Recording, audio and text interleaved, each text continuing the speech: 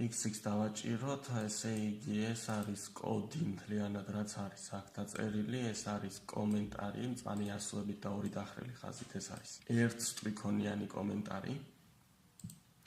ნუ შეგიძლიათ დატოვოთ, შეგიძლიათ წაშალოთ. შემდეგ ფუნქცია სტარტი უკვე ვიცით.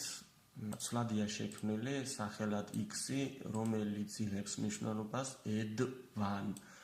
ანუ ed1 არის ფუნქცია, აი აქ შექმნილი და პარამეტრად ed1-ს აქვს 8. ანუ წავედით ახლა ed1-ში, ანუ ფუნქცია ed1-ში, აი აქედან აქამდე არის ed1 ფუნქცია.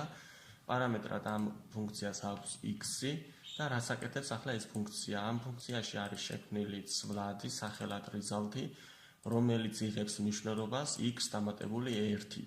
ანუ ამ პარამეტრს, ანუ ამ x დამატებული 1 და შემდეგ return result-ი, ანუ დააბრუნებს შედეგს ამ ცვლადში მიღებული მნიშვნელობისას. ანუ x დაუმატებს 1-ს და რასაც მიიღებს შეინახავს ეს result-ი და შემდეგ დააბრუნებს ამ result-ის მნიშვნელობას. ახლა წავედით ისევ დავბრუნდეთ აქ ed1-ში, ესე იგი აქ რომ პარამეტრად 8 მივუთითეთ, ეს 8 უნდა წარმოვიდგინოთ ამ x-ის ადგილზე. და ეს ცვლადი სახელად result-ი დააბრუნებს შედეგს, ანუ მიიღებს შედეგს 8-ს + 1 და შემდეგ return-ი დააბრუნებს 9-ს. და აი აქ println x-ი, ანუ დაიბეჭდება უკვე ეს x-ი. ეს println-ი რომ არ დავწეროთ, მაშინ აქ არ დაიბეჭდება 9, ხო? ანუ x-ი ამ შემთხვევაში არის s. ანუ sx-ი და sx-ი ერთი და იგივეა, ხოლო sx-ი და sx-ი ერთი და იგივეა. ანუ აქ და აქ არა აუცილებელი რომ ყველგან x-ი ეწეროს. აქ მაგალითად num რომ ჩავწეროთ ამ შემთხვევაში, მაშინ აქაც num უნდა ჩავწეროთ. და ასეთაც იმუშავებს. ნუ არა აქვს მნიშვნელობა სიტყვას ჩაწერ, ასოს ჩაწერ, მთავარია ეს პარამეტრი და ეს ერთი და იგივე იყოს და რა თქმა უნდა ცვლადის მნიშვნელობა ინახავს აი ამ შედეგს და შემდეგ უნდა დაიბეჭდოს აქ ცვლადის სახელი უნდა დაიწეროს, რომელიც ბეჭდავს ცვლადში არსებულ მნიშვნელობას. აი რანს დავაჭიროთ და აი აქ პირველი დაიბეჭდა 9. ახლა შემდეგ ისევ ახალი ცვლადია შექმნილი სახელად y, რომელიც ისევ იძახებს ფუნქცია ed1-ს. 10 არის პარამეტრად და ესე იგი ჩვენ უნდა წავიდეთ ახლა ისევ ed1-ში და num-ის მაგივრად აქ 10 უნდა ვიგულისხმოთ. შემდეგ ახალი ცვლადია ისევ შექმნილი, ანუ აღარ გვჭირდება ნახეთ, ანუ ერთ ფუნქციაში რომ შევქმნით ეს ხო რამდენჯერაც გვსურს, იმდენჯერ გამოვიზახებთ ამ ფუნქციას, ანუ ცალკე კოდის დაწერა აღარ გვჭირდება, ხო?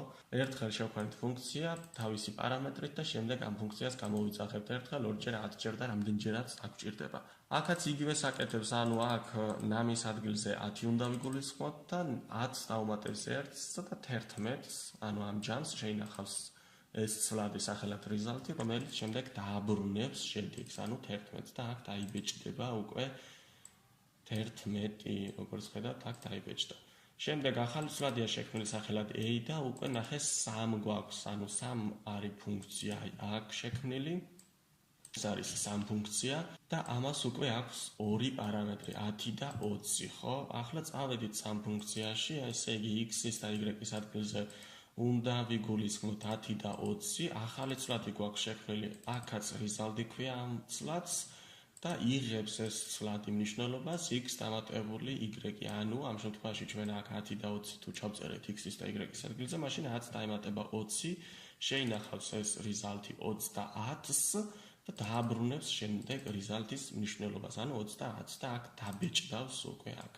ანუ println-სა და return შორის მივხვდით, ხო, განსხვავებას println-ი არის დაბეჭდა, ხოლო return-ი არის შედეგის დაბრუნება, ანუ ეს ფუნქცია დააბრუნებს შედეგს, აი ამას ამ შემთხვევაში აქ 30 კონკრეტულად 30 და თუ ამ println-ს არ დავწერთ, აი რომ დავაკომენტაროთ, მაშინ 30 არ დაიწერება, მაგრამ ამ ფუნქციას დაბრუნებული ექნება, ანუ ამ ცვლადს უკვე შენახული აქვს 30, რიცხვი 30.